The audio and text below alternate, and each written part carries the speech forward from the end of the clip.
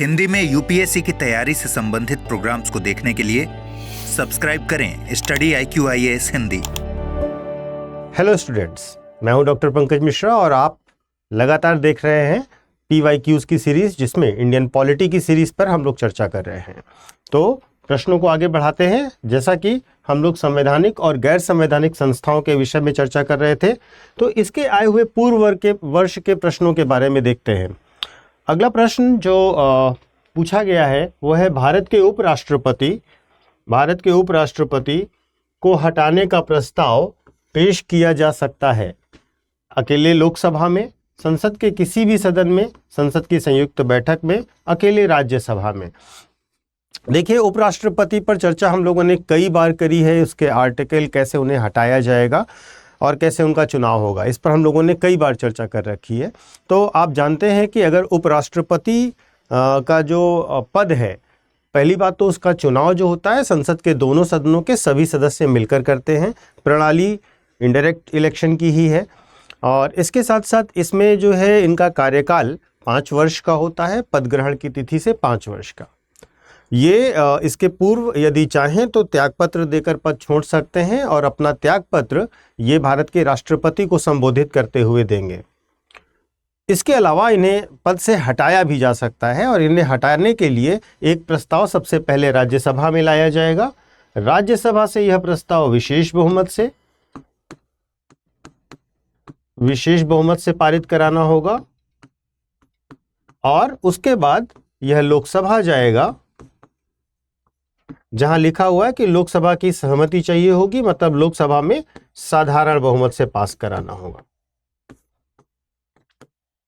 यह प्रक्रिया उपराष्ट्रपति को हटाने के लिए फॉलो की जाती है और जो राज्यसभा में विशेष बहुमत है वहां पर उसे प्राप्त करने के बाद ही उसे लोकसभा में भेजा जाएगा। यद्यपि इन सारे मुद्दों पर हम लोग डिटेल में पहले भी डिस्कशन कर चुके हैं। अगला प्रश्न देखते हैं। अगला प्रश्न है, वित्त आयोग के कार्य हैं। पहला, भारत की संचित निधि से धन निकालने की अनुमति देना, प्राप्त करों को राज्यों के भागों में बांटना, सहायता अनुदान के लिए राज्यों के आवेदनों पर विचार करना, संघ सरकार और राज्य सरकारों के बजट प्रावधानों के अनुसार करें उगाही कर रही हैं या नहीं, इसकी देखरेख करना और उसकी रिपोर्ट देना। फाइनेंस कमीशन, जो कि आपको पता है अनुच्छेद 280 में दिया गया है, और फाइनेंस कमीशन के जो काम हैं उन कामों में मैंने आपको पिछले वीडियो में बताया था कि केंद्र व राज्य के मध्य जो कर से प्राप्त आय है उसका बंटवारा उन्हें करना है, तो उस बंटवारे को सिद्धांत वे बताएंगे। इसके साथ साथ यदि राज्यों को सहायता देनी है तो उसके लिए भी वे सिद्धांत बताएंगे, अनुदान के लिए सिद्धांत बताएंगे, और इसके साथ साथ लोकल गवर्नमेंट को भी अगर कुछ फंड का डिवोल्यूशन करना है, फंड देना है, तो उसके लिए भी वित्त आयोग अपनी अनुशंसाएं देगा। तो अगर पहला पॉइंट यह कह रहा है कि संचित निधि से धन निकालने की अनुमति, देखिए संचित निधि से धन निकालने का केवल एकमात्र रास्ता है विनियोग विधेयक। जब हम लोग संसद पढ़ रहे थे तो आपको बताया था कि बिना विनियोग विधेयक पारित किए आप 1 पैसा भी भारत की संचित निधि से नहीं निकाल सकते। तो निकालने की अनुमति इससे लेने की कोई आवश्यकता नहीं है। पहला गलत है, ठीक है। दूसरा जो कह रहा है कि प्राप्त करों को राज्यों के भागों में बांटना, ठीक है। तो देखिए, जो भी आय हुई है, जो कर से आय हुई है, उस पूरी कर आय को केंद्र व राज्य के मध्य कैसे बांटा जाएगा, यह वित्त आयोग निर्धारित करेगा। तीसरा, सहायता अनुदान के लिए राज्यों के आवेदनों पर विचार करना। यह भी मैंने भी आपको बताया था कि जो अनुदान दिया जाएगा वह भी, उसके सिद्धांत भी जो आपका वित्त आयोग है वही प्रतिपादित करेगा, ठीक है। और अगला जो है कि बजट के प्रावधानों के अनुसार करों की उगाही कर रही है या नहीं, इसकी देखरेख करना और रिपोर्ट देना। देखिए, क्या टैक्स कलेक्शन हो रहा है, क्या टैक्स कलेक्शन नहीं हो रहा है, यह काम कहीं से भी वित्त आयोग का नहीं है, ठीक है। यह केंद्र सरकार और राज्य सरकार के अधिकारियों का काम है और उनकी जवाबदेही है विधानमंडलों के प्रति कि किस प्रकार से टैक्सेशन को इम्प्लीमेंट किया गया। तो यह बिंदु भी गलत है। तो अगर आप देखें तो कूटों के आधार पर अगर आप बात करते हैं तो केवल 2 और 3 सही हैं, बाकी सब गलत है। अगले प्रश्न की ओर चलते हैं। अगला प्रश्न कह रहा है कि निम्नलिखित में से कौन सा प्राधिकरण भारत की समेकित निधि से राज्यों को राजस्व की सहायता अनुदान देने वाले सिद्धांतों की अनुशंसा करता है। देखिए, इस पर अभी अभी हम लोगों ने चर्चा करी है कि जो वित्त आयोग है उसका मुख्य कार्य यही है कि वह यह बताए कि केंद्र और राज्य के मध्य कर आय का बंटवारा कैसे होगा, किस सिद्धांत पर होगा, और यदि राज्यों को अनुदान दिया जाना है तो वह किस प्रकार किस सिद्धांत के अंतर्गत दिया जाएगा। यही दो मुख्य कार्य हैं इसके, ठीक है। और ये अनुच्छेद 280 के अंतर्गत गठित किया जाता है। चूंकि इस पर अभी अभी हम लोगों ने चर्चा की है तो मुझे लगता है इसका उत्तर आपको स्वतः ही ज्ञात होगा। इसमें हमें कुछ और डिटेल देने की आवश्यकता नहीं महसूस होती है, ठीक है। चलते हैं अगले प्रश्न की ओर। अगला प्रश्न है क्वेश्चन नंबर 155। अब देखिए, यह चुनाव आयोग के बारे में है। यह कह रहा है कि मुख्य चुनाव आयुक्त और अन्य चुनाव आयुक्तों को समान वेतन, समान अधिकार प्राप्त हैं, परंतु उनको मिलने वाले वेतन में असमानता है। समान अधिकार है परंतु असमान वेतन है, ठीक है। दूसरा पॉइंट कह रहा है मुख्य चुनाव आयुक्त तो उतना ही वेतन पाने का अधिकार ही है जितना उच्चतम न्यायालय के न्यायाधीश को दिया जाता है। तीसरा, मुख्य चुनाव आयुक्त को उच्चतम न्यायालय के किसी न्यायाधीश को हटाने के तरीके और कारणों के अतिरिक्त किसी और कारण से उसके पद से नहीं हटाया जा सकता। चौथा, चुनाव आयुक्त का कार्यालय उसके पदभार संभालने की तारीख से 5 वर्ष या 62 वर्ष की आयु तक जो भी पहले होता है, ठीक है। तो निर्वाचन आयुक्त के बारे में बात की जा रही है। तो देखिए, इलेक्शंस को लेकर के जब हम लोगों ने क्वेश्चंस डिस्कस किए थे पिछले वीडियोस में, तो मैंने आपको बताया था कि इलेक्शन कमीशन में जो इस समय 3 चुनाव आयुक्त हैं, एक मुख्य निर्वाचन आयुक्त और 2 अन्य निर्वाचन आयुक्त, इन दोनों को समान शक्तियां और समान वेतन प्राप्त होते हैं। मुख्य निर्वाचन आयुक्त केवल बैठकों की अध्यक्षता करता है, ठीक है, लेकिन सारे डिसीजन बहुमत से होते हैं या सर्वसम्मति से होते हैं। तो सारे पावर्स भी सेम है और वेतन भी सेम है, तो इसलिए यह बिंदु गलत हो जाएगा। तीनों को समान वेतन मिलता है और तीनों की शक्तियां भी समान हैं, ठीक है। क्वेश्चन पॉइंट नंबर 2 कह रहा है कि मुख्य निर्वाचन आयुक्त को उतना ही वेतन मिलता है जितना उच्चतम न्यायालय के न्यायाधीश को मिलता है। यह बिंदु बिल्कुल सही है, दोनों का वेतन सेम होता है। और इन्हें हटाने के तरीके और कारणों के अतिरिक्त, मतलब जिन आधार से और जिस प्रक्रिया से उच्चतम न्यायालय का न्यायाधीश हटाया जाएगा, उसी आधार और उसी प्रक्रिया से हटाए जाएंगे मुख्य निर्वाचन आयुक्त, ठीक है। तो यहां पर ध्यान दीजिएगा कि जो न्यायाधीश को हटाने की प्रक्रिया है उसमें केवल 2 आधार पर ही न्यायाधीशों को पद से हटाया जा सकता है, ठीक है। पहला है साबित कदाचार और दूसरा है अक्षमता, ठीक है। बाकी हटाने की प्रक्रिया भी सेम रहेगी और इन्हें हटाया जाएगा सेम प्रक्रिया से। लेकिन एक महत्वपूर्ण बात है यहाँ पर जो आपको नोटिस करनी चाहिए यहीं पर, और वह बात यह है कि यह केवल मुख्य निर्वाचन आयुक्त को हटाने की प्रक्रिया है, ठीक है। मुख्य निर्वाचन आयुक्त के अतिरिक्त जो अन्य 2 निर्वाचन आयुक्त हैं उन्हें हटाने के लिए यह प्रक्रिया नहीं है, ठीक है। मुख्य निर्वाचन आयुक्त के अतिरिक्त अन्य निर्वाचन आयुक्तों को हटाने के लिए मुख्य निर्वाचन आयुक्त की रिटन रिकमेंडेशन चाहिए होगी, उसके बाद उसे राष्ट्रपति पद से हटा सकते हैं, ठीक है। तो यहां पर चेंज है, यहां तक कि जो राज्य के निर्वाचन आयुक्त हैं उन्हें हटाने के लिए भी इनकी रिकमेंडेशन, रिटन रिकमेंडेशन चाहिए होगी, ठीक है। तो मुख्य निर्वाचन आयुक्त को हटाना है, मुख्य चुनाव आयुक्त को हटाना है तो आप वैसे ही हटाएंगे जैसे सुप्रीम कोर्ट के जज को हटाते हैं। इसके अतिरिक्त अन्य निर्वाचन आयुक्त को हटाना है तो यह केवल और केवल तब हो सकता है जब मुख्य निर्वाचन आयुक्त एक रिटन रिकमेंडेशन दे सरकार को, ठीक है। चौथा पॉइंट, तो यह बिंदु सही है। चौथा पॉइंट, मुख्य निर्वाचन आयुक्त का कार्यालय पदभार संभालने की तारीख से 5 वर्ष या 62 वर्ष की आयु तक जो भी पहले होता है। देखिए, जो चीफ इलेक्शन कमिश्नर है उसका जो कार्यकाल होता है ना, उसका कार्यकाल होता है 6 वर्ष, ठीक है। उसका कार्यकाल होता है 6 वर्ष या 65 वर्ष की आयु तक। या 65 वर्ष की आयु तक, जो भी पहले हो वहां तक होता है। तो यह बिंदु आपका गलत हो जाएगा। तो इसमें केवल दूसरा और तीसरा सही है। ठीक है, तो इसमें आप बी लगा दीजिए। अगले प्रश्न की ओर चलते हैं। अगला प्रश्न आपका कह रहा है कि भारत में वित्त आयोग का मुख्य कार्य क्या है। पहला, केंद्र और राज्यों के बीच राजस्व के वितरण करना। ठीक है, दूसरा, वार्षिक बजट तैयार करना। तीसरा, भारत को वित्तीय मामलों पर सलाह देना, राष्ट्रपति को वित्तीय मामलों पर सलाह देना। संघ और राज्यों के विभिन्न मंत्रालयों के लिए निधियों का आवंटन करना।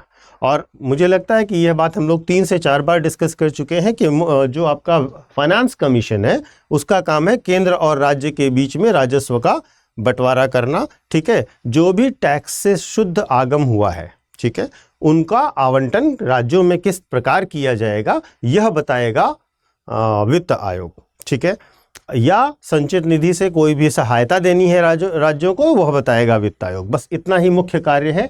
तो पहला इसमें ऑब्वियसली सही है, इसमें बहुत ज़्यादा अन्य पर विचार करने की आवश्यकता नहीं है। आप जानते हैं बजट तैयार करना फाइनेंस मिनिस्ट्री का काम है। आप यह भी जानते हैं कि राष्ट्रपति को वित्तीय मामलों में सलाह देने का वित्त आयोग के पास कोई अधिकार नहीं है।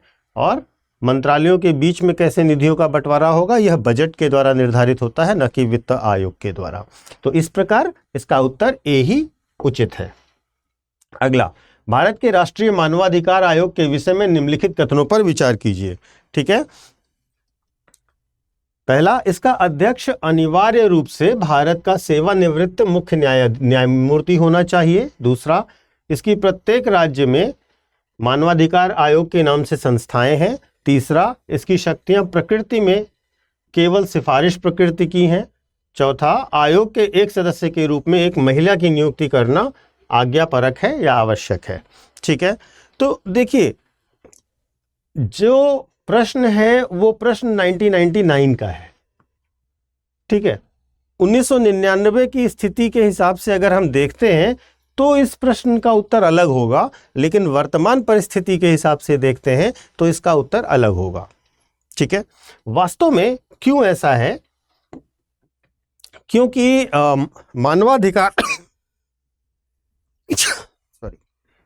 मानवाधिकार संरक्षण आयोग जो है, मानवाधिकार आयोग जो है उसके लिए एक संशोधन विधेयक पारित किया गया, मानवाधिकार संरक्षण संशोधन विधेयक।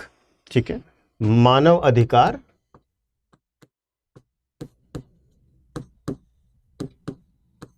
संरक्षण संशोधन विधेयक।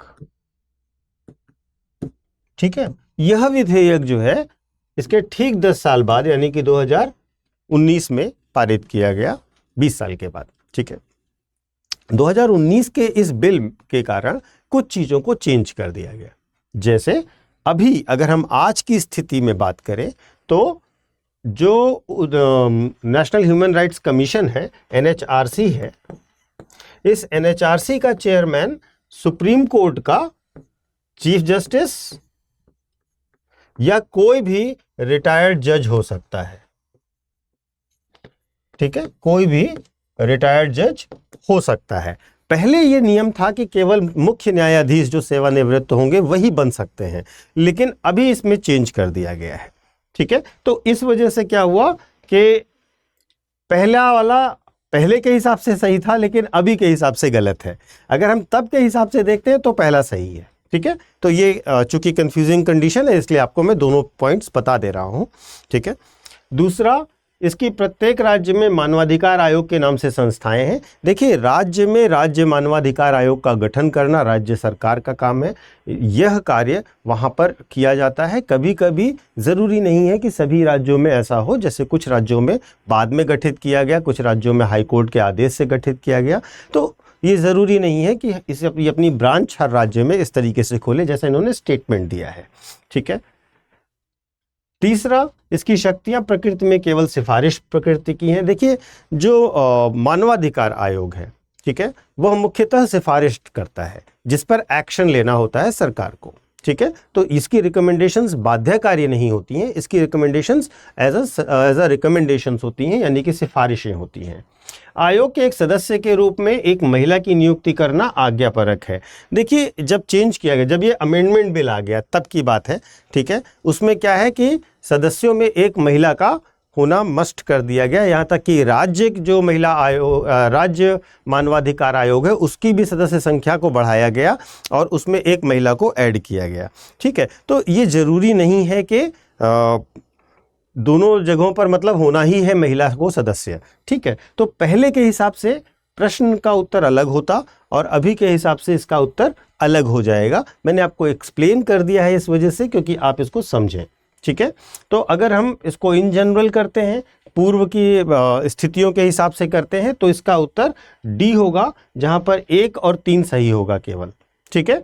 मतलब ये भी गलत है जो मैंने आपको बताया कि प्रत्येक राज्य में स्थिति नहीं है, और ये स्थिति पहले नहीं थी, यानी कि 1999 की स्थिति नहीं थी। तो ए मतलब दूसरा और चौथा तो गलत हो जाता, पहला और तीसरा सही होता। लेकिन आज की स्थिति में अगर हम बात करें तो ये जो आपका चौथा सही हो जाएगा, पहला गलत हो जाएगा, ठीक है, और तो तीसरा और चौथा सही हो जाएगा अगर हम आज की स्थिति के हिसाब से देखते हैं, जो कि ऑप्शन में नहीं है, ठीक है।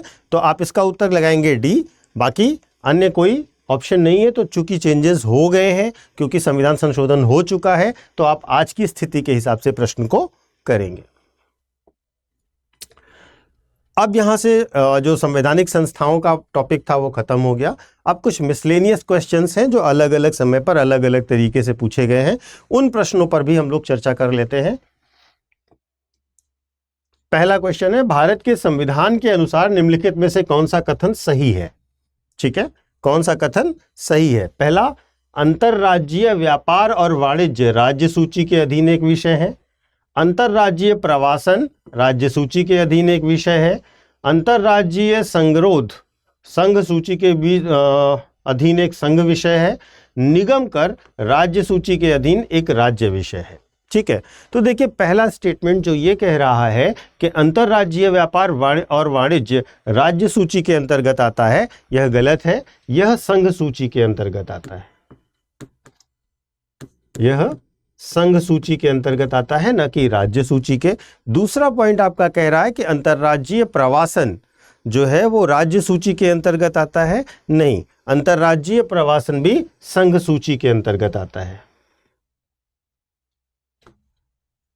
यह भी संघ सूची का विषय है, ना कि राज्य सूची का, ठीक है। तो दूसरा भी आपका गलत है।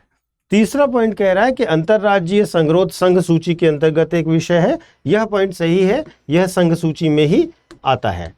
और चौथा, निगम कर राज्य सूची का विषय है, यह भी गलत है, निगम कर संघ सूची का विषय है। तो वास्तव में इस प्रश्न में जितने भी विषय दिए गए हैं वे सारे के सारे संघ सूची से संबंधित है, ठीक है। देखिए, संविधान में जो अनुच्छेद 246 है, संविधान में अनुच्छेद 246 जो है उसके अंतर्गत 3 सूचियां दी गई हैं, ठीक है, ठीक है। उसमें 7वीं अनुसूची है, 7th शेड्यूल है,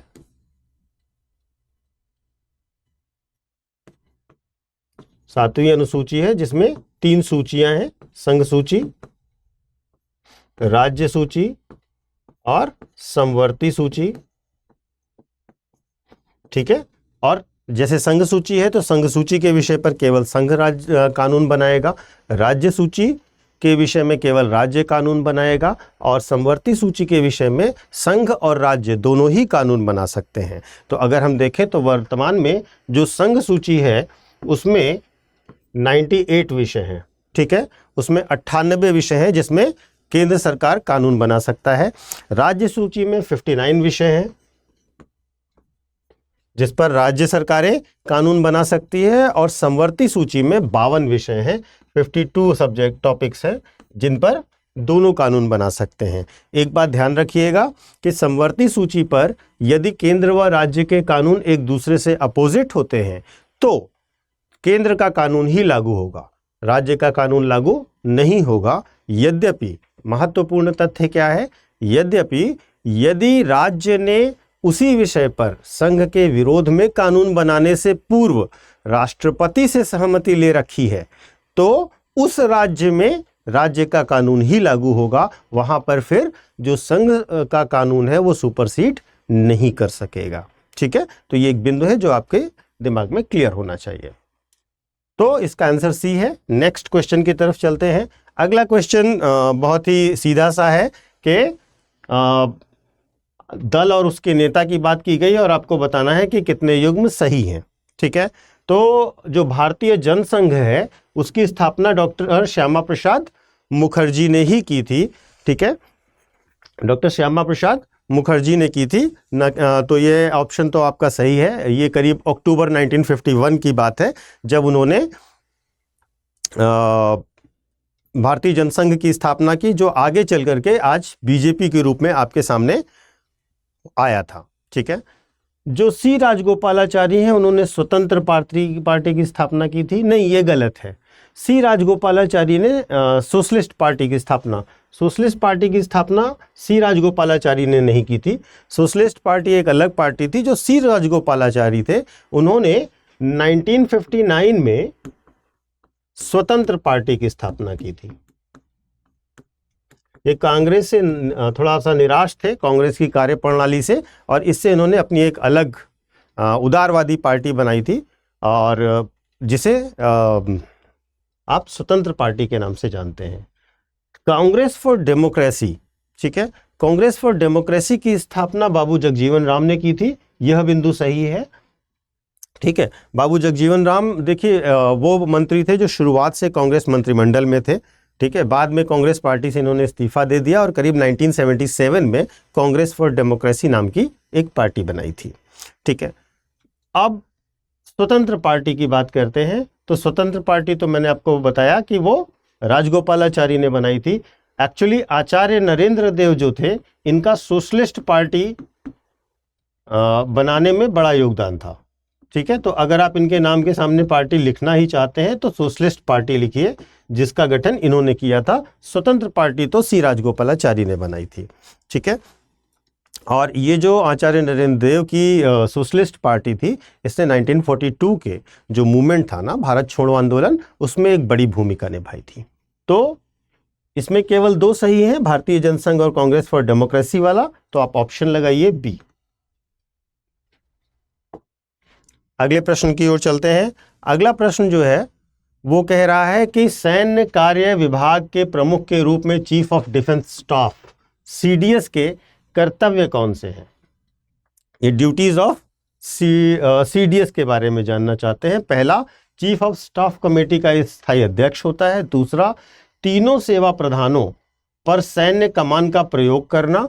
तीसरा, सभी तीनों सेवाओं के विषयों पर रक्षा मंत्री के प्रधान सैन्य सलाहकार के रूप में काम करना। ठीक है, तो देखिए जो चीफ ऑफ डिफेंस स्टाफ का पद क्रिएट किया गया था, ठीक है, वह पद संविधान आज़ादी के बहुत बाद में डेवलप किया गया, बनाया गया, और यह वास्तव में तीनों सेनाओं के कार्यक्रमों और प्लान्स का इंटीग्रेटेड वे में एग्जीक्यूशन हो सके और एक दूसरे को पूरक की तरह काम कर सके, इसके लिए यह पद बनाया गया था। ठीक है, तो अब देखिए 2024 का प्रश्न भी है। ठीक है, तो जो चीफ ऑफ डिफेंस स्टाफ होता है, पहली बात तो वो चीफ ऑफ स्टाफ कमेटी का स्थायी अध्यक्ष होता है, एक परमानेंट चेयरमैन होता है। ठीक है, दूसरी चीज, यह कोई सैन्य कमान का प्रयोग तीनों सेना प्रधानों पर नहीं करता है, तो यह बिंदु गलत है। तीसरी चीज, जो तीनों सेनाएं हैं उनके विषयों पर रक्षा मंत्री को मुख्यतः प्रमुख सलाहकार के तौर पर सलाह देता है, यह भी इसका काम है। तो जो भी रक्षा मंत्रालय में सेना के मामलों के रूप में सलाह चाहिए होगी, उनको वो सलाह देगा, उसके सचिव के तौर पर भी काम करेगा रक्षा मंत्रालय के। ठीक है, और जो चीफ ऑफ स्टाफ कमेटी है उसका तो ये स्थायी अध्यक्ष होगा ही होगा। परमाणु कमान प्राधिकरण जो देश का है, जो देश में परमाणु कमान प्राधिकरण है, उसका भी सैन्य सलाहकार यही होगा। ठीक है, इसके साथ साथ सेना के लिए किन बुनियादी ढांचों को और बेहतर करने की आवश्यकता है, इस संबंध में सलाह देगा। तो इस तरीके से इसके पास कई काम है, लेकिन यह सैन्य कमान का प्रयोग नहीं करता है तीनों सेवा प्रधानों में। तो फर्स्ट और थर्ड सही है, तो आप डी को लगा सकते हैं। अगले प्रश्न की ओर चलते हैं। अगला प्रश्न आपसे कह रहा है कि संविधान 71वें संविधान संशोधन अधिनियम 1992 के द्वारा निम्नलिखित में से किस भाषा को शामिल करने के लिए संविधान की 8वीं अनुसूची में संशोधन किया गया था। ठीक है, तो 1992 में जो 71वां संविधान संशोधन था उसमें कुछ भाषाओं को शामिल किया गया था 8वीं अनुसूची में, और इन भाषाओं में कोंकणी, नेपाली और मणिपुरी थी।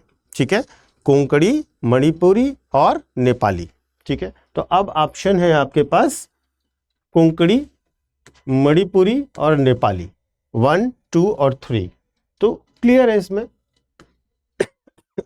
ठीक है, मणिपुरी के लिए मैतेई भाषा का शब्द का प्रयोग भी किया जाता है। मैतेई भाषा यदि प्रयोग किया जाए तो आप इसको मानेंगे कि मणिपुरी के लिए ही कहा जा रहा है, तो आप मणिपुरी को मैतेई भाषा भी कहते हैं। ठीक है, 71वें संविधान संशोधन के बाद वर्ष 2003 में 92nd कॉन्स्टिट्यूशनल अमेंड हुआ। 92वां संविधान संशोधन हुआ।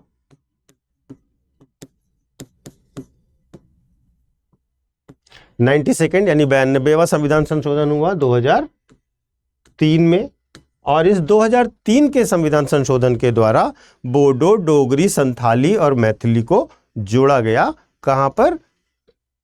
बोडो, डोगरी, संथाली और मैथिली को 8वीं अनुसूची में जोड़ा गया। तो आप यहां पर नोट कर लीजिएगा, बोडो, डोगरी, मैथिली और संथाली, इन भाषाओं को भी 8वीं अनुसूची में जोड़ दिया गया, और इनको जोड़ने के बाद संख्या हो गई 22। ठीक है, तो यह अपडेट है, आप इसको नोट कर सकते हैं। अगले प्रश्न पर चलते हैं। आपका अगला प्रश्न यह कह रहा है कि भारत के संविधान के संबंध में निम्नलिखित कथनों में से कौन से सही हैं। नगर पालिकाओं की शक्तियां संविधान के 9th ए में दी गई हैं, भाग 9 ए में दी गई हैं। आपात उपबंध संविधान के भाग 18 में दिए गए हैं। संविधान के संशोधन से संबंधित उपबंध संविधान के भाग 20 में दिए गए हैं। ठीक है, तो देखिए पहला पॉइंट जो कह रहा है कि नगर पालिकाओं की शक्तियां संविधान के भाग 9 क में हैं, तो जो भी नगर पालिकाओं के अधिकार, शक्तियां और जिम्मेदारियां हैं वह संविधान के भाग 9th ए में दी गई हैं। ये बात बिल्कुल सही है। ठीक है, और इसमें जो नगर पालिकाएं हैं, नगर पालिकाओं के संबंध में जो प्रावधान है वो आर्टिकल 243 से लेकर आर्टिकल 243 तक है। अनुच्छेद 243 से लेकर अनुच्छेद 243 तक इसके प्रावधान किए गए हैं। ठीक है, दूसरा पॉइंट ये कह रहा है कि जो इमरजेंसी प्रोविजंस हैं वो संविधान के भाग 18 में दिए गए हैं। यह भी बिल्कुल सही है, जिसमें 352 से लेकर के 360 तक अनुच्छेद हैं। इसमें अनुच्छेद 352 से लेकर 360 तक मेंशन किया गया है। ठीक है, संविधान के संशोधन से संबंधित उपबंध संविधान के भाग 20 में दिए गए हैं। तो जो संविधान संशोधन है वो भाग 20 में दिया गया है, और उसकी प्रक्रिया और कैसे होगा संविधान संशोधन, ये सब अनुच्छेद 368 के अंतर्गत आपको मिलेगा भाग 20 में। तो तीनों सही हैं, तो ऑप्शन में डी दिया हुआ है 1 2 3, आप बिल्कुल लगा सकते हैं इसको। ठीक है, अगला प्रश्न कह रहा है कि भारत में अनुसूचित क्षेत्र के संदर्भ में निम्नलिखित कथनों पर विचार कीजिए। किसी राज्य के भीतर किसी क्षेत्र को अनुसूचित क्षेत्र के रूप में अधिसूचना राष्ट्रपति के एक आदेश के माध्यम से होती है।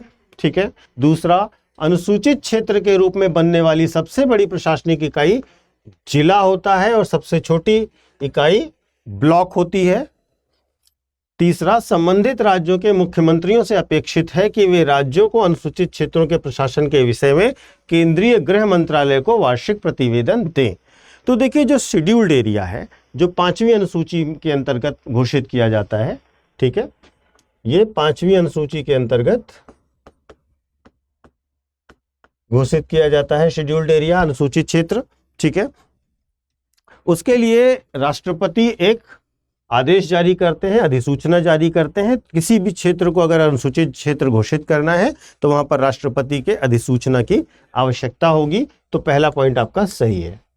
दूसरा पॉइंट कह रहा है कि जो सबसे बड़ी इकाई होती है एडमिनिस्ट्रेशन की वो डिस्ट्रिक्ट होती है, और उसके बाद गांवों को मिला करके ब्लॉक बनाया जाता है जो सबसे छोटी जो डेवलपमेंटल यूनिट होती है। तो ये बिल्कुल सही है। सेकंड स्टेटमेंट भी अनुसूचित क्षेत्रों के बारे में बिल्कुल सही दिया गया है।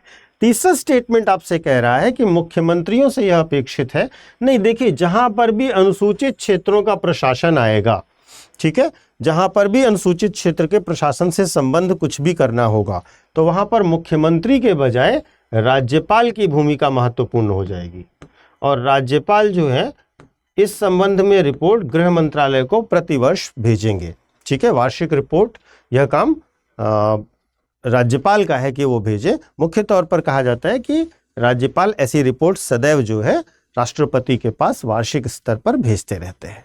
ठीक है, तो यह पॉइंट गलत होगा। मुख्यमंत्री के पास ऐसा कोई कार्य नहीं है। तो इसमें केवल 2 स्टेटमेंट सही हैं, आप भी लगा सकते हैं। अगला प्रश्न आपसे कह रहा है कि भारत के उच्चतम न्यायालय ने अपने कतिपय निर्णयों में यह विचारण किया है कि भारत के संविधान में अनुच्छेद 16(4) के अधीन बनाई गई आरक्षण नीतियां प्रशासन की दक्षता को बनाए रखने के लिए अनुच्छेद 335 द्वारा सीमित होंगी। कथन 2 कह रहा है कि भारत के संविधान का अनुच्छेद 335 प्रशासन की दक्षता पद को परिभाषित करता है। ठीक है, देखिए, उच्चतम न्यायालय ने जो रिजर्वेशन है, ठीक है, जो 16(4) के अंतर्गत रिजर्वेशन देने की बात कही जा रही है, उस संदर्भ में 2-3 वादों में ऐसा निर्णय दिया है, जैसे इंदिरा साहनी केस। ठीक है, यहां पर आप इसको नोट कर लीजिएगा। इंदिरा साहनी केस में ऐसा निर्णय दिया था,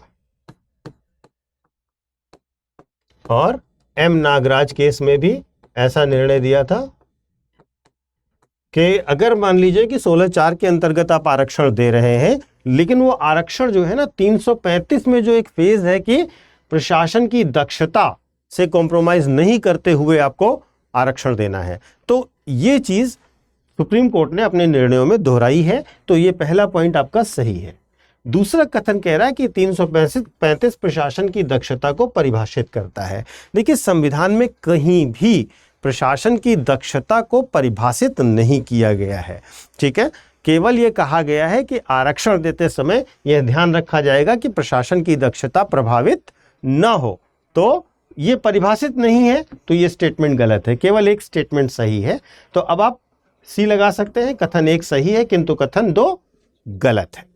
ठीक है, अगले प्रश्न की ओर चलते हैं। अगला प्रश्न आपसे पूछ रहा है कि निम्नलिखित युग्मों पर विचार कीजिए। कृत्य, यह कृत्य जिस अधिनियम के अधीन आता है। पहला, अनधिकृत रूप से पुलिस या सेना की वर्दी पहनना। ठीक है, अनधिकृत रूप से यानी कि अनऑथराइज्ड तरीके से पुलिस की या सेना की वर्दी पहनना, यह शासकीय गुप्त बात अधिनियम 1923 के अंतर्गत अपराध है। ठीक है, तो देखिए, यदि कोई व्यक्ति निषिद्ध स्थान में प्रवेश करता है, सेना की, पुलिस की या वायुसेना की या आधिकारिक वर्दी का प्रयोग करता है, ठीक है, तो ये जो आधिकारिक गोपनीयता अधिनियम है ना 1923 का, उसकी धारा 6A का उल्लंघन है। ठीक है, तो ये धारा 6A का उल्लंघन है और इसके संदर्भ में आपको सजा दी जा सकती है। तो ये आपके लिए महत्वपूर्ण है। इनफैक्ट ये धारा 6(1)A कहें तो ज्यादा सही होगा। धारा 6(1)A। दूसरा, किसी पुलिस अधिकारी या सैनिक अधिकारी के ड्यूटी पे तैनात होने के दौरान जानबूझकर गुमराह करना या अन्यथा उनके काम में हस्तक्षेप करना। ठीक है, यदि किसी पुलिस अधिकारी को जानबूझकर गुमराह किया जा रहा है या उसके काम में हस्तक्षेप किया जा रहा है, तो यह भी भारतीय साक्ष्य अधिनियम के अंतर्गत नहीं आता है। ठीक है, यह भी आधिकारिक गोपनीयता अधिनियम 1923 के अंतर्गत आता है। मतलब यह वाली कार्यवाही भी इसी के अंतर्गत आती है, इसके अंतर्गत नहीं आती है। तो यह भी गलत हो गया आपका, यह पॉइंट गलत हो गया। पहला सही है, दूसरा गलत है। तीसरा, बंदूक तोप से अनुष्ठान परक गोली गोला दागना, अन्य लोगों की वैयक्तिक सुरक्षा को जिससे जोखिम हो सकता हो। ठीक है, अगर मान लीजिए कि आप ऐसा कुछ कर रहे हैं, गोला तोप वगैरह दगा रहे हैं, तो उससे अगर लोगों की जीवन में असुरक्षा हो रही है, उन्हें खतरा महसूस हो रहा है, तो यह क्या आयुध संशोधन अधिनियम 2019 के अंतर्गत आता है? जी, तो ये बिल्कुल सही है। धारा 25(9) जो आयुध संशोधन अधिनियम की है, 25 का 9 है, वो ऐसे बंदूक या तोप से आप गोली चला रहे हैं या तोप से गोला चला रहे हैं जिससे लोगों का जीवन खतरे में पड़ रहा है, या वो जो व्यक्तिगत सुरक्षा का जोखिम हो रहा है, तो वो उसके अंतर्गत अपराध माना जाता है। जैसे आप देखते होंगे विवाह वगैरह में लोग गोलियां चलाते हैं, तो वहां पर कौन सा कानून लगेगा, वो ये है। ठीक है, तो ये सही है, यानी कि पहला सही है और तीसरा सही है, दूसरा गलत है। आपसे पूछा जा रहा है कितने युग्म सही है, आप इसमें बताएंगे बी सही है, यानी कि 2 युग्म इसमें से सही है। अगला प्रश्न, भारतीय ध्वज संहिता 2002 के अनुसार भारत के राष्ट्रीय ध्वज के बारे में निम्नलिखित कथनों पर विचार कीजिए। ये 2023 का प्रश्न है। भारत के राष्ट्रीय ध्वज का एक मानक 600 मिलीमीटर इंटू 400 मिलीमीटर है। ध्वज की लंबाई से ऊंचाई यानी लंबाई चौड़ाई का अनुपात 3:2 होगा। ठीक है, तो देखिए जो भारतीय ध्वज संहिता 2002 की है, उसके अंतर्गत भारतीय राष्ट्रीय ध्वज के 9 स्टैंडर्ड दिए गए हैं। ठीक है, तो यह जो है 9 मानक देता है भारतीय राष्ट्रीय ध्वज के साइन के, मतलब साइज के, सॉरी। ठीक है, 6300 × 4200,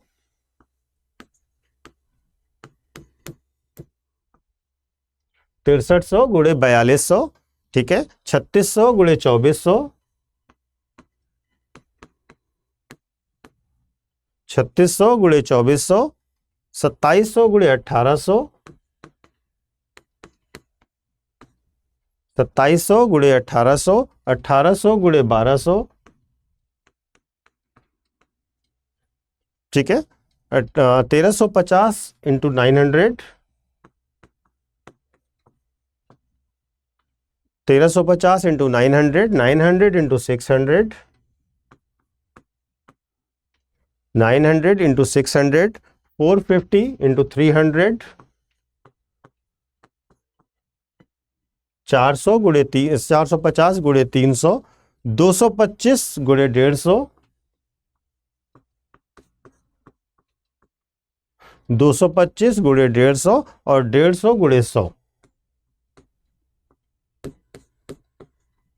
ठीक है, तो ये 9 साइज में हो सकता है भारत का राष्ट्रीय ध्वज, लेकिन आपका 600 मिलीमीटर, ये सब मिलीमीटर में है, 600 मिलीमीटर × 400 मिलीमीटर का कोई ऑप्शन नहीं है, तो मानक माप जो है वो 600 × 400 नहीं है, तो ये तो आपका गलत हो गया। लेकिन ये 3 और 2 के अनुपात में होती है लंबाई और ऊंचाई, तो ये बिल्कुल सही है। तो यह पॉइंट सही है और यह गलत है, तो आपको बताना है कौन सा सही है।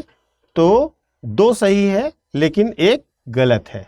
ठीक है, तो आप डी लगा दीजिए, 1 गलत है लेकिन कथन 2 सही है। अगला प्रश्न, भारत में दैनंदिन जेल प्रशासन के लिए जेलों का अनुरक्षण राज्य सरकारें अपने नियमों और विनियमों से करती हैं। दूसरा, भारत में जेल का नियंत्रण जेल अधिनियम 1894 द्वारा किया जाता है, जिससे जेल का विषय स्पष्ट रूप से प्रांतीय सरकारों के नियंत्रण में रहा।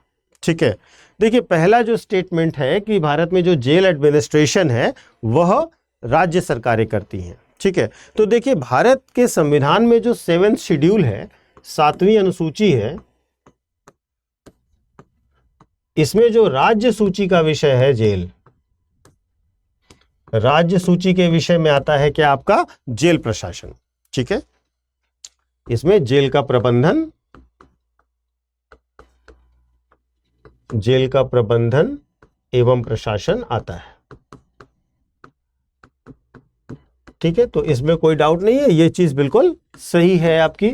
दूसरा कथन जो कह रहा है कि वह जेल अधिनियम 1894 द्वारा किया जाता है, तो ऐसा नहीं है। 1894 में जेल अधिनियम जेलों के एडमिनिस्ट्रेशन को लेकर के कोई स्पष्ट प्रोविजन नहीं दिया गया था। भारत सरकार अधिनियम 1935, भारत सरकार अधिनियम 1935 जब बना ना, तो उसमें आपने देखा होगा कि 3 अनुसूचियां बनी अलग अलग, और इसके अंतर्गत जेल को राज्यों के अंतर्गत, जेल का जो प्रशासन है वो राज्यों को दिया गया था। ठीक है,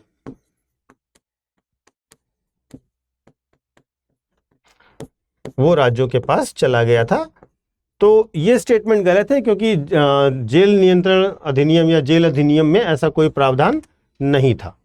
तो आपसे जब ये पूछा जा रहा है कि कौन सा सही है और कौन सा गलत है, तो आप बताइए कि डी एक सही है और 2 गलत है, तो आप इसमें सी लगाइए, क्योंकि पहला सही है और दूसरा गलत है। ठीक है, अब चलते हैं नेक्स्ट प्रश्न की ओर। अगला प्रश्न यह कह रहा है कि भारत के संविधान के अनुसार केंद्र सरकार का यह एक दायित्व है कि वह राज्यों को आंतरिक विक्षोभों से बचाए। विक्षोभ मतलब डिस्टर्बेंस। भारत का संविधान राज्यों को निवारक निरोध में रखे जा रहे किसी व्यक्ति को विधिक काउंसिल उपलब्ध कराने से छूट प्रदान करता है। तीसरा, आतंकवाद निवारण अधिनियम 2002 के अनुसार पुलिस के समक्ष अभियुक्त की संस्कृति को साक्ष्य के रूप में प्रयुक्त नहीं किया जा सकता। ठीक है, तो देखिए, जो भारत का संविधान है उसके अंतर्गत जो केंद्र सरकार है, ठीक है, उसमें आर्टिकल 355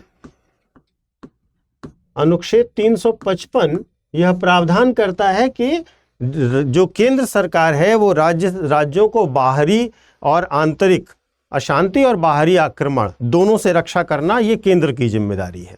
ठीक है, तो पहला स्टेटमेंट बिल्कुल सही है। दूसरा ये कह रहा है कि निवारक निरोध में रखे जा रहे किसी व्यक्ति को विधिक काउंसिल उपलब्ध कराने से छूट प्रदान करता है। ठीक है, तो राज्यों को ऐसा नहीं है। ठीक है, 22 के 5 में ये प्रावधान है, अनुच्छेद 22 का सब क्लॉज 5 जो है वो ये कहता है कि निवारक निरोध के अंतर्गत अगर किसी को गिरफ्तार किया गया है, ठीक है, तो प्राधिकारी जितना जल्दी हो सकेगा उस व्यक्ति को विधिक काउंसिल और आधार उपलब्ध कराएगा। ठीक है, लेकिन इसमें राज्यों को कोई पावर नहीं दी गई है। इसके लिए जो भी अगर निवारक निरोध अधिनियम बनाया गया है कोई और उसके अंतर्गत कोई प्रावधान है तो उसके अंतर्गत किया जाएगा, नहीं तो उसमें 3 महीने तक निवारक निरोध के अंतर्गत किसी को रखा जा सकता है। और आधार बताना और काउंसिल उपलब्ध कराना ये निर्णय पर डिपेंड करेगा, इसमें कोई ये नहीं है कि आपको तुरंत करने की आवश्यकता है। तीसरा पॉइंट जो है, तो दूसरा पॉइंट आपका गलत हो गया।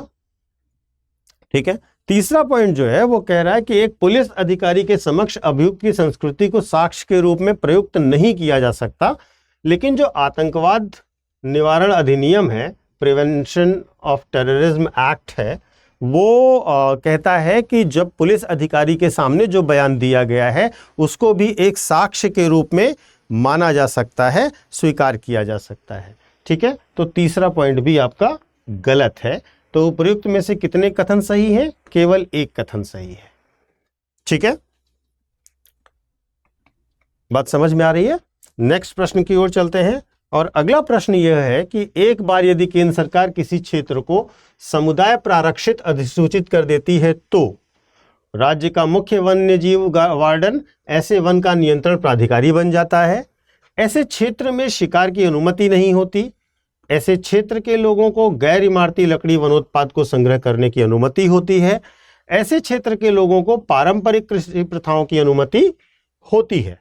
ठीक है, पारंपरिक कृषि प्रथाओं की अनुमति होती है। ठीक है, देखिए, जो समुदाय प्रारक्षित किसी भी क्षेत्र को अगर घोषित कर रही है केंद्र सरकार, ठीक है, तो जैसे कि आप समझिए जो राष्ट्रीय उद्यान है, जो वन्य जीव अभयारण्य है ना, जो संरक्षित अभयारण्य है, उन सबको हम आरक्षित या संरक्षित क्षेत्रों में मानते हैं।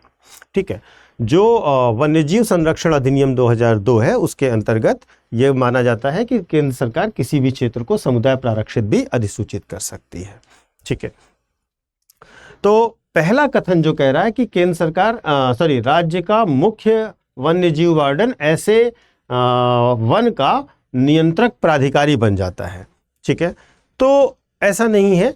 जो वन्यजीव का जो प्रमुख अधिकारी है, वन्यजीव वार्डन है, उसे ऐसा नहीं पावर दिया जाता है। यहाँ पर जो है रखरखाव और प्रबंधन के लिए एक सामुदायिक रिजर्व प्रबंध समिति बनाई जाएगी। ठीक है, इसमें क्या होता है, एक सामुदायिक रिजर्व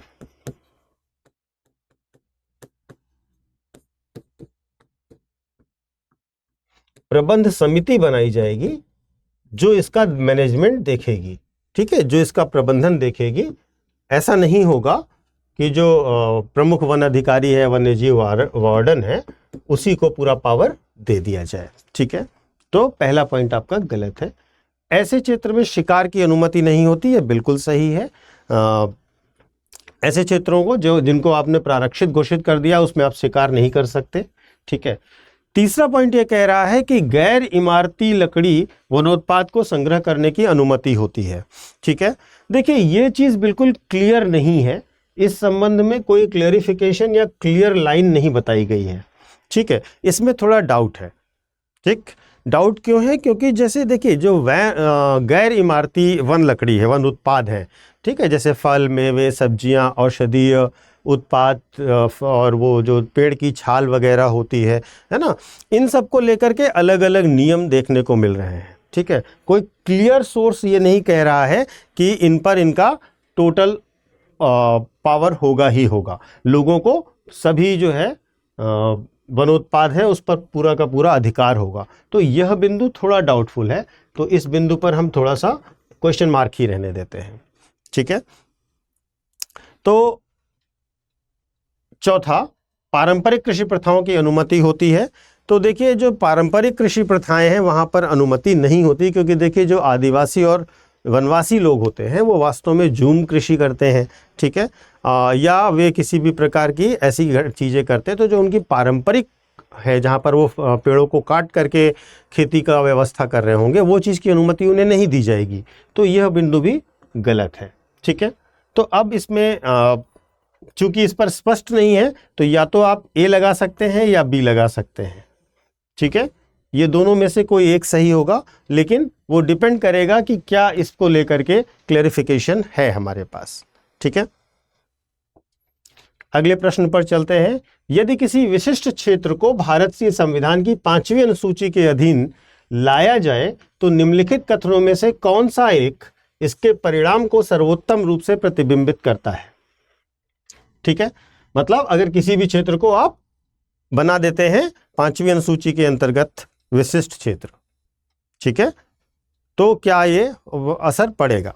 ठीक है, तो देखिए 5वीं या 6ठी अनुसूची के अंतर्गत कोई भी क्षेत्र आता है तो उन जनजातीय क्षेत्रों के लिए अलग से प्रावधान किया जाता है।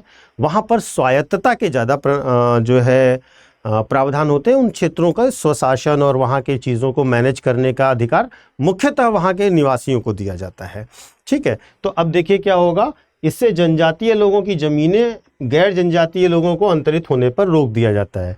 ये बिल्कुल सही है कि जो ट्राइबल पॉपुलेशन की लैंड है उसको नॉन ट्राइबल लोगों को ट्रांसफ़र नहीं किया जा सकता, ये प्रतिबंध लग जाता है। तो ये तो सही है, और चूंकि इसमें 4 ऑप्शन में ही लगाना है तो पहला ही सही है, तो कोई दिक्कत नहीं है। दूसरा, इससे उस क्षेत्र में एक स्थानीय स्वशासी निकाय का सृजन होगा। अब ये डिपेंड करेगा कि उसका सृजन करना है नहीं करना है, अलग अलग तरीके से उनका मैनेजमेंट किया जाता है। ठीक है, वह क्षेत्र संघ राज्य क्षेत्र में बदल जाएगा, यह तो बिल्कुल नहीं होगा, क्योंकि संघ राज्य क्षेत्र अलग तरीके से बनाया जाता है। जिस राज्य के पास ऐसे क्षेत्र होंगे उसे विशेष कोटि का राज्य घोषित किया जाएगा। ऐसा भी कोई प्रावधान जो स्पेशल कैटेगरी स्टेटस है वो इस आधार पर नहीं दिया जाता। ठीक है, तो ये तीनों गलत ही हैं, ए सही है इस प्रश्न में। तो आज मैंने थोड़े ज़्यादा प्रश्न करने की कोशिश करी है, क्योंकि अब हम लोग लगभग समापन की ओर चल रहे हैं। अब जो विविध में बाकी बचे हुए एरियाज़ के आए हुए अलग अलग क्वेश्चंस हैं उनको हम डिटेल में इस प्रकार से चर्चा करते रहेंगे। उम्मीद करते हैं कि आपकी तैयारी अच्छी चल रही होगी और आपको सारे प्रश्नों का डिटेल्ड आंसर समझ आ रहा होगा। धन्यवाद, थैंक यू। हिंदी में यूपीएससी की तैयारी से संबंधित प्रोग्राम्स को देखने के लिए सब्सक्राइब करें स्टडी IQ IAS हिंदी।